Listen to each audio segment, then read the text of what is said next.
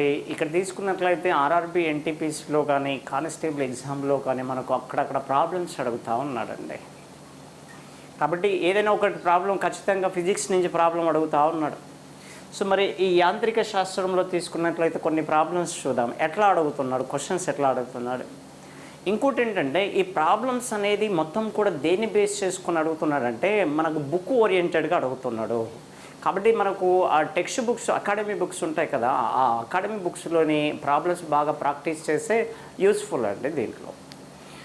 మరి ఒక ప్రాబ్లం చూద్దాం. ఇక్కడ ఒక గది నేల కొలతలు 4 మీటర్లు 3 మీటర్లు ఉందండి. అంటే పొడవు ఇంటూ వెడల్పులు అన్నమాట. చూడండి, పొడవేమో 4 మీటర్లు ఉంది, వెడల్పేమో 3 మీటర్లు ఉంది. ఒక చీమ గది మూల నుండి బయలుదేరి నేలపై ఎదురుగా ఉన్న మూలకు కదిలింది. అయినా దాని స్థానభ్రంశం ఎంత అంటున్నాడు. కాబట్టి ఒక గది ఈ విధంగా ఉందంట. సో పొడవు ఇంటూ వెడల్పు, ఇది పొడవు ఇది వెడల్పు అనుకుందాం. దీని కొలతలు ఎలా ఉన్నాయంట. సో 4 మీటర్లు ఉన్నవంట, ఇంకోటి 3 మీటర్లు ఉన్నవంట. 4 మీటర్లు 3 మీటర్లు ఉన్నవి. మనం ఆ ప్రాబ్లం చూసే వరకు ఇది ఎక్కడి నుంచో వచ్చింది, ఎలా చేయాలి అన్న సంశయంలో పడిపోతాం. చూడండి, సో మరి ఇక్కడ తీసుకున్నట్లయితే ఏం లేదు, చీమ ఒక మూల నుంచి మరొక మూలకి వెళ్ళిందంట. అప్పుడు ఆ చీమ యొక్క స్థానభ్రంశం, అది పొందిన స్థానభ్రంశం ఎంత అంటున్నాడు. గది యొక్క కొలతలు ఇచ్చిండు, పొడవేమో 4 మీటర్లు, వెడల్పేమో 3 మీటర్లు. కాబట్టి ఒక మూల నుండి అది మరొక మూలకు, అంటే ఈ మూల నుంచి ఎక్కడికి వెళ్ళింది, ఈ మూలకి వెళ్ళింది అన్నమాట. చూడండి, అప్పుడు అది పొందిన స్థానభ్రంశం ఎంత అంటున్నాడు. కాబట్టి ఈ దూరం కనుక్కోవాలి, ఈ పొడవును కనుక్కోవాలి అన్నమాట. అప్పుడు ఇది ఏ విధంగా కనబడుతుంది చూడండి. మనకు దూరము స్థానభ్రంశంల మధ్య తేడా తెలవాలని చెప్పినాం. దూరము ఒకటి, ఇంకోటి స్థానభ్రంశంల యొక్క తేడాలు తెలవాలి. ఇక్కడ దూరము అంటే ఏంటి, స్థానభ్రంశము అంటే ఏంటి, అందరు ఏం చేస్తుంటారంటే ఇక్కడ 4 మీటర్లు 3 మీటర్లు ఉంది కదా, 4 + 3 ఎంత, 7 మీటర్లు కదా, కాబట్టి ఆన్సర్ 7 మీటర్లు అని పెట్టేసి వస్తూ ఉంటారు. కానీ 7 మీటర్లు రాంగ్ అండి. మీరు పెట్టింది కరెక్టే. ఏ విషయంలో, ఒకవేళ దూరము అడిగినప్పుడు అప్పుడు 4 + 3, అప్పుడు ఏం పెట్టాలంటే 7 మీటర్లు అని పెట్టాలి అన్నమాట. చూడండి, ఆ గది యొక్క కొలతలను బట్టి మనం చెప్పినాం. అది ప్రయాణం చేసిన దూరం ఏమవుతుంది, 7 మీటర్లు అయితే స్థానభ్రంశం ఏమవుతుంది, తొలి బిందువు తుది బిందువు, ఇది ఏ అనుకుంటే ఇది బి. కాబట్టి అది ప్రయాణించిన మార్గంలో కనిష్ట పొడవును, కనిష్ట దూరాన్ని మనం ఏమంటున్నామంటే స్థానభ్రంశము అంటున్నాం. అప్పుడు ఇది ఒక మ్యాథ్స్లో వచ్చేస్తుంది చూడండి. ఇది ఒక లంబకోణ త్రిభుజం లాగా ఉంది. లంబకోణ త్రిభుజంలో కింది దాన్ని ఏమంటామంటే భూమి అంటాము, దీన్ని ఏమంటామంటే ఎత్తు అంటాము, దీన్ని ఏమంటామంటే కర్ణము అంటాము. ఈ లంబకోణ త్రిభుజంలో కర్ణము ఇక్కడేమో భూమి, ఇదేమో ఎత్తు. అప్పుడు కర్ణము స్క్వేర్ ఈక్వల్ టు ఏం రాసుకుంటామంటే భూమి స్క్వేర్ ప్లస్ ఎత్తు స్క్వేర్, భూమి స్క్వేర్ ప్లస్ ఎత్తు స్క్వేర్. మనకు ఈ దూరం కావాలి, స్థానభ్రంశం కావాలి. కాబట్టి ఆ స్థానభ్రంశము ఈక్వల్ టు కర్ణము లేదా స్థానభ్రంశము ఈజ్ ఈక్వల్ టు √, ఇక్కడ స్క్వేర్ తీసేసి ఇక్కడ రూట్ అవుతుంది కదా, భూమి స్క్వేర్ ప్లస్ ఎత్తు స్క్వేర్ అవుతుంది. అప్పుడు భూమి విలువ ఎంత అంటే, భూమి విలువ మనం తీసుకున్నాం ఇక్కడ భూమి అని, కానీ ఆ కొలతలు అనమాట 4 స్క్వేర్ ప్లస్ ఎత్తు ఎంత ఉంటుంది, ఇంకో కొలత 3 మీటర్లు కదా, 3 స్క్వేర్. కాబట్టి 4 square plus 3 square that is equal to 4 square plus 3 square ఎంత, 60, 4 నల్ల 16 ప్లస్ 3 ముళ్ళ 9, 16 ప్లస్ 9 √16 ప్లస్ 9. √16 ప్లస్ 9 అంటే ఎంత, 25 కదా. √25 అంటే ఎంత, 5 మీటర్లు. 5 మీటర్లు స్థానభ్రంశం ఎంత అంటే 5 మీటర్స్ అన్నమాట. చూడండి, ఓకే, ఈ విధంగా చేయాలో చూడండి. ఒక చీమ దగ్గర ఎంత పెద్ద ప్రాబ్లం ఉందో చూడండి. స్థానభ్రంశం అందరు ఏం చేస్తారంటే 4+3 7 మీటర్లను పెట్టేసి వస్తూ ఉంటారు, కానీ అది తప్పండి. స్థానభ్రంశము అంటే తొలి బిందువు తుది బిందువుల యొక్క కనిష్ట మార్గము, కనిష్ట దూరము, కనిష్ట పొడవు అన్నమాట.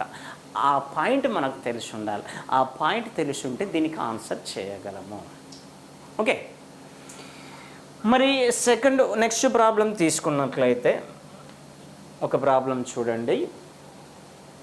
10 కేజీల ద్రవ్యరాశి గల వస్తువు 50 సెంటీమీటర్/సెకండ్ వేగంతో పోతున్నప్పుడు దాని ద్రవ్య వేగం ఎంత అన్నాడండి. రేఖీయ ద్రవ్య వేగం ఎంత లేదా ద్రవ్య వేగం ఎంత అంటాడు. ఆ వస్తువు యొక్క ద్రవ్యరాశి ఇచ్చిండు, ఎన్ని ఇచ్చిండు? 10 కేజీలని ఇచ్చాడు, ద్రవ్యరాశి ఇచ్చాడు, వేగం కూడా ఇచ్చాడు. వేగం ఎంత ఇచ్చిండు? 50 సెంటీమీటర్/సెకండ్ ఇచ్చాడు. అయినా ద్రవ్య వేగం ఎంత? మనకు ద్రవ్య వేగము ఈజ్ ఈక్వల్ టు మనకు తెలుసండి, ద్రవ్యరాశి ఇంటూ వేగము. ద్రవ్యరాశి ఇంటూ వేగము. మరి ద్రవ్యరాశికి ప్రమాణం ఏమిటి? ద్రవ్యరాశికి ప్రమాణం గ్రామ్స్, వేగానికి ప్రమాణము సెంటీమీటర్/సెకండ్. లేదా ఒకవేళ గ్రామ్స్ బదులు కేజీలో తీసుకున్నాం అనుకో, అప్పుడు ఏమవుతుంది? ఇక్కడ కేజీ, ఇక్కడ మీటర్/సెకండ్. అంటే ఈ ప్రమాణాలు నేను ఎందుకు రాశాను అంటే, మనకు ఇచ్చినవి దీంట్లోనే ఉన్నవా, ఏమన్నా కన్వర్ట్ చేసుకోవాలన్న దానికోసం నేను అక్కడ ప్రమాణాలు రాశాను. చూడండి, ద్రవ్యరాశి ఇచ్చిండు, 10 కేజీలని ఇచ్చిండు, వేగం ఇచ్చిండు ఎంత? 50 సెంటీమీటర్/సెకండ్ అని ఇచ్చాడు. కానీ ఇక్కడ సెంటీమీటర్/సెకండ్ ఇచ్చే ఇది దేంట్లో ఉండాలి? గ్రామ్స్లో ఉండాలి. ఒకవేళ ఇది ద్రవ్యరాశి కేజీలో ఉంటే వేగం దేంట్లో ఉండాలి? మీటర్/సెకండ్లో ఉండాలి, కానీ సెంటీమీటర్/సెకండ్లో ఉంది. కాబట్టి మనం ఆన్సర్ని బట్టి దాన్ని కన్వర్సేషన్ చేసుకోవాలి. ఒకవేళ మనకు ఆన్సర్ అనేది కేజీ మీటర్/సెకండ్/స్క్వేర్లో ఇచ్చిండనుకో, కేజీ మీటర్/సెకండ్/స్క్వేర్లో ఇచ్చిండనుకో, అప్పుడు ఈ వస్తువు యొక్క వేగాన్ని మీటర్/సెకండ్లోకి మార్చుకోవాలి. ఒకవేళ గ్రామ్స్ సెంటీమీటర్/సెకండ్లో ఆన్సర్ ఇచ్చిండనుకో, అప్పుడు ఈ కేజీలను 10 కేజీలను ఇచ్చిండు కదా, ఈ కేజీలను దేంట్లోకి మార్చుకోవాలంటే గ్రామ్స్లోకి మార్చుకోవాలి. మనం ఆన్సర్ని బట్టి చేసుకోవాలి అక్కడ. కాబట్టి మనకు తెలుసు కేజీ 10 కేజీలు అంటే ఇక్కడ ఎం విలువ M 10 కేజీలు కిలోగ్రామ్స్. దీన్ని గ్రామ్స్లో మార్చుకున్నాం అనుకో ఎంత అవుతుంది? 1000 అవుతుంది. 1000 గ్రామ్స్ అవుతుంది. వేగము ఎంత? 50 సెంటీమీటర్/సెకండ్ కదా. కాబట్టి V దీన్ని గ్రామ్స్లోకి మార్చినాం కాబట్టి దాన్ని మీటర్/సెకండ్లోకి మార్చాల్సిన అవసరం లేదు. కాబట్టి 50 సెంటీమీటర్/సెకండ్. అప్పుడు ఫార్ములా MV కదా, అప్పుడు ఏమవుతుంది? సో 1000 ఇప్పుడు ఇక్కడ 1 కేజీ కాదు కదా, 10 కేజీస్ అన్నాడు కదా. 1 కేజీ = 1000 కదా. మరి 10 కేజీస్ అంటే ఏమవుతుంది? 10,000 అవుతుంది. అప్పుడు 10,000 ఓకే ఇంటూ ఎంత? 50. So that is equal to, so ఎంత అవుతుందండి? 5 lakhs అవుతుంది. సో 5 చే గుణించండి. సో ఇక్కడ 1 2 3 4, ఇక్కడ ఒక 0, కాబట్టి 1 2 3 4 5. దేంట్లోకి మార్చినాము? గ్రామ్స్ కదా, కాబట్టి గ్రామ్స్ సెంటీమీటర్/సెకండ్. ఓకే, ఇది ఈ విధంగా అన్నమాట.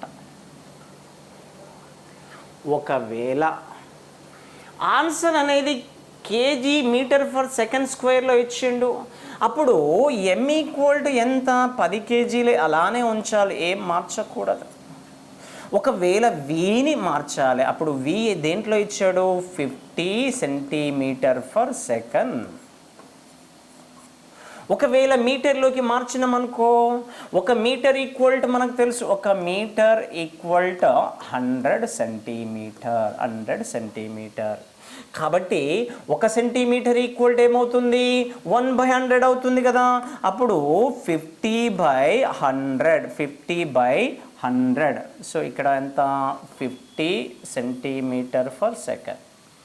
కాబట్టి 50/100 metre per second, metre per second. So అప్పుడు 0 0 క్యాన్సిల్ అవుతుంది, 10 కాబట్టి 0.5, 0.5 మీటర్ ఫర్ సెకండ్. అప్పుడు దీంట్లో అప్లై చేసినాం అనుకో, అప్పుడు P = mv కదా, ద్రవ్య వేగం P = mv. కాబట్టి m అంటే ఎంత, ఇప్పుడు ఎంత వచ్చింది 10 ఇంటూ v విలువ ఎంత వచ్చింది 0.5. కాబట్టి 10 ఇంటూ 0.5 అంటే ఎంత 5. ఇది దేంట్లో KG metre per second. Okay, so ఈ విధంగా మార్చాలి చూడండి. సో ద్రవ్య వేగం కనుక్కోన్నది కాబట్టి సూత్రం అప్లై చేస్తే మనకు సరిపోతుంది. కానీ మనకు సూత్రాలు తెలిసి ఉండాలి. ద్రవ్య వేగం అంటే ఏంటో తెలియదు, ఆ సూత్రం అనేది మనకు తెలిసి ఉండాలి. ఓకే, మరి నెక్స్ట్ ప్రాబ్లం తీసుకున్నట్లయితే, సో థర్డ్ ప్రాబ్లం ఒకటి, 2 మీటర్ ఫర్ సెకండ్ స్క్వేర్ త్వరణము కలిగించడానికి 1800 కేజీల ద్రవ్యరాశి గల రైలు బోగిపై ఎంత బలాన్ని కలిగించాలి? ఒక రైలు ఉందండి,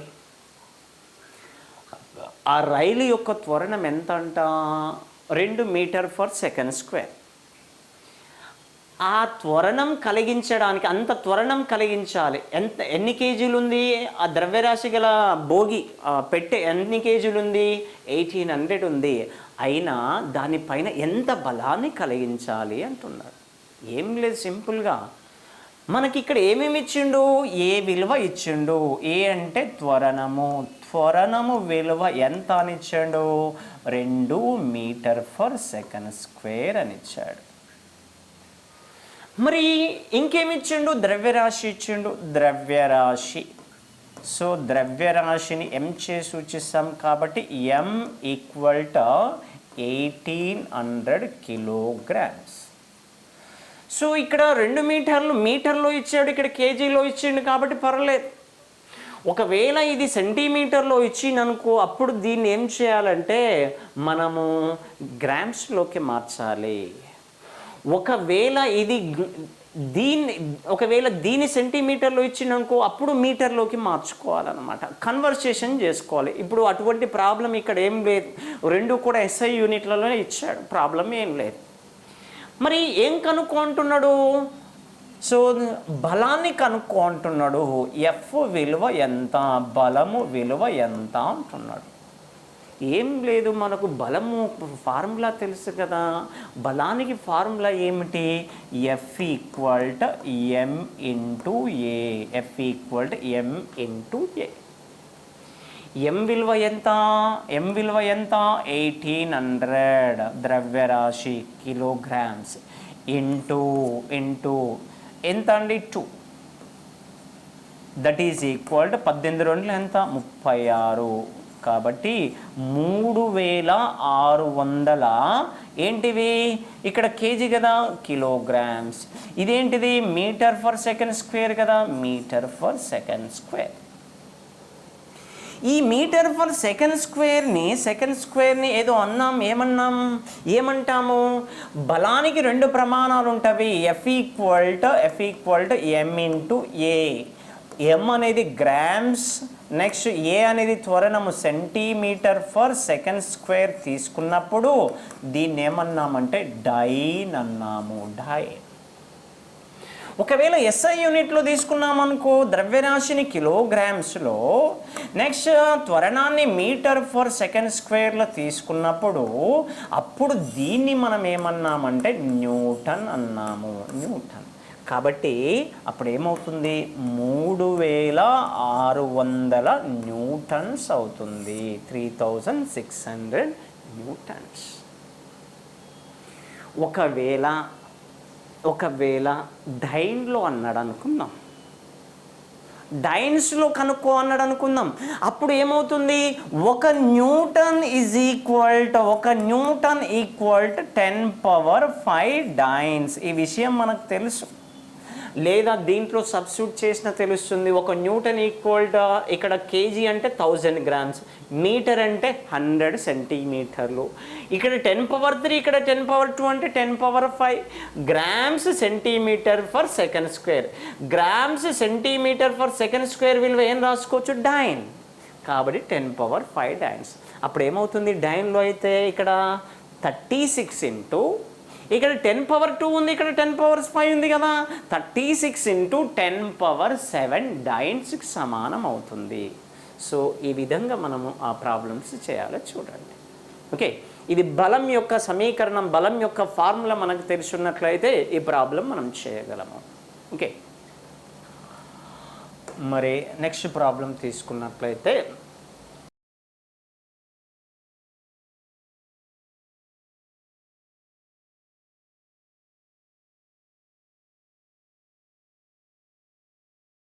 ఫోర్త్ ప్రాబ్లం. ఒక కేజీ ద్రవ్యరాశి గల పుస్తకం, ఒక కేజీ ద్రవ్యరాశి ఉందండి. ఆ పుస్తకం ఎత్తు వరకు ఎత్తబడింది, అంటే ఎత్తు వరకు పెట్టారనమాట. చూడండి, తీసుకుపోయి మీటర్ల ఎత్తులో పెట్టారు. ఆ పుస్తకం స్థితిజ శక్తి 49 జౌల్స్ అయినా అది ఎంత ఎత్తుకు ఎత్తబడింది? ఫర్ ఎగ్జాంపుల్, ఇది భూమి అండి. ఈ భూమి నుంచి ఒక పుస్తకాన్ని ఎక్కడ పెట్టాడు, ఇది ఒక పుస్తకం. ఈ పుస్తకాన్ని ఎక్కడ పెట్టాడు, మీటర్ల దూరంలో పెట్టాడు, ఎత్తులో పెట్టాడు. మరి దాని యొక్క స్థితి శక్తి ఇచ్చాడు. స్థితిజ శక్తి ఎంత ఇచ్చాడు, స్థితిజ శక్తి 49 జౌల్స్ అని ఇచ్చాడు. ఇంకేమిచ్చిండు, ఈ పుస్తకం ఎన్ని కేజీలు ఉందంట, 1 కేజీ ఉందంట, 1 కేజీ ఉంటుందంట. అయినా ఇది విలువ ఎంత ఎత్తులో అమర్చబడినది అంటున్నారు. మనకి స్థితిశక్తి ఇచ్చినాడు కాబట్టి స్థితిశక్తి పొటెన్షియల్ ఎనర్జీ ఈక్వల్ టు ఒక ఫార్ములా తెలుసు. ఏంటిది, m×g×h, mgh. ఇక్కడ ఏం కనుక్కోవాలి, మనకు ఎంత ఎత్తులో అమర్చబడినది, ఈ విలువ కనుక్కోవాలి. అంటే విలువ కనుక్కోవాలి. అప్పుడు h = ఏమవుతుంది, PE బై ఏమవుతుంది, m×g. పొటెన్షియల్ ఎనర్జీ విలువ ఎంత ఇచ్చిండు, 49 అని ఇచ్చిండు. కాబట్టి 49 డివైడెడ్ బై ద్రవ్యరాశి ఎంత ఇచ్చాడు, 1 kg ఇంటూ నెక్స్ట్ జీ విలువ ఇది కేజీలో తీసుకున్నాం కాబట్టి జీ విలువను దేంట్లో తీసుకోవాలి, స్థితిశక్తి కూడా జౌల్లో ఇచ్చిండు, ఎస్ఐ ప్రమాణాలలో ఇచ్చిండు. కాబట్టి జీ విలువను మనము ఎస్ఐ ప్రమాణంలో అంటే మీటర్ ఫర్ సెకండ్ స్క్వేర్లో తీసుకోవాలి. అప్పుడు జీ విలువను ఎంత అంటే జీ విలువ 9.8 మీటర్ ఫర్ సెకండ్ స్క్వేర్. ఈ విలువ మనకు గుర్తుండాలి. లేదా అప్పుడప్పుడు ప్రాబ్లంలోనైనా ఇవ్వచ్చు. చూడండి, అప్పుడప్పుడు ప్రాబ్లంలో ఇచ్చినప్పుడు జీ విలువ 10 మీటర్ ఫర్ సెకండ్ స్క్వేర్ అని ఇచ్చేస్తూ ఉంటాడు, లేదా 9.8 మీటర్ ఫర్ సెకండ్ స్క్వేర్. అప్పుడు సబ్స్టిట్యూట్ చేయండి. అప్పుడు 1 ఇంటూ, సో అప్పుడు 40 mg. సో అప్పుడు h = ఏమవుతుందండి, పిఈ విలువ 49 డివైడెడ్ బై ద్రవ్యరాశి 1 ఇంటూ జీ విలువ 9.8 అండి. అప్పుడు 49 బై ఎంత, 9.8. 1 గుణిస్తే 9.8 వస్తుంది. కింద 9.8 ఉంది కదా, పాయింట్ తర్వాత ఒక అంకె ఉంది కదా, పైన ఏం రాసుకోవచ్చు, ఒక 0 రాసుకోవచ్చు కదా. అప్పుడు ఎంత, 49 ఇంటూ 10, ఒక 0 రాసుకున్నాం, డివైడెడ్ బై 98. 49 1 49, 49 2 98 అండి. 2 1 2, 2 5 10, 2 5 10. కాబట్టి h విలువ ఎంత అని ఇచ్చాడు, 5. h విలువ ఎంత వచ్చింది, 5 మీటర్స్. కాబట్టి ఆ వస్తువు, ఆ పుస్తకాన్ని ఎంత ఎత్తులో ఉంచబడినదంటే 5 మీటర్ల ఎత్తులో ఉంచబడినది. ఓకేనా? లేకపోతే అప్పుడప్పుడు ఏం చేస్తాడంటే ఇంత ఎత్తులో ఉంచబడినది, ఇన్ని కేజీల వస్తువును ఇంత ఎత్తులో ఉంచబడిన దాని యొక్క స్థితిజ శక్తి ఎంత అని అడగొచ్చు. ఒకవేళ స్థితిజ శక్తి ఇస్తాడు, ఇంకోటి హైట్ ఇస్తాడు, ఎత్తు ఇస్తాడు, అప్పుడు ఆ వస్తువు యొక్క ద్రవ్యరాశి ఎంత అనైనా అడగవచ్చు. కాబట్టి ఆ ఫార్ములా మనకు తెలిసి ఉంటే కనుక్కోవడానికి ఛాన్స్ ఉంది.